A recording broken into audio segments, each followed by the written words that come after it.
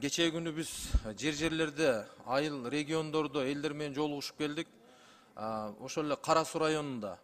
Урматтуу Бакыт Эргешевич, ушул биз эми айыл чарба багытында бир топ суроолор болду. Эң көйгөйлүү маселелердин бирөөсү ошол 309-токтом боюнча.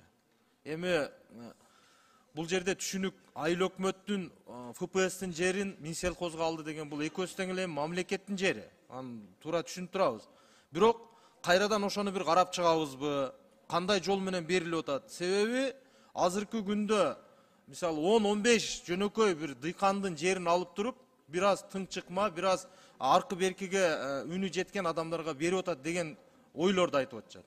Ошол боюнча Акылбек Үсөнбекович 309-токтомду дагы бир кайрадан таркатуу маселесин аукционбу же болбосо территориясына карап туруп бир карап чыксак болобу?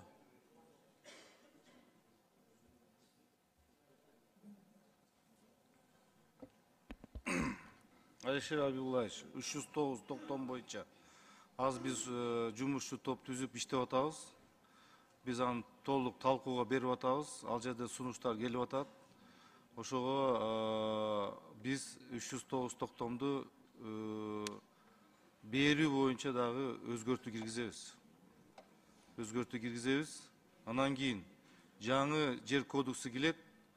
Biz al жерде дагы азыр жер кодексти дагы айыл өкмөттө калып кеткен ФПС жерлерин баарын биз толук биз алабыз. Ушунун саясатын толук биз жүргүзөбүз. Биздин мындай айтканда мурдагыдай госплан, госзаказ менен иштешет.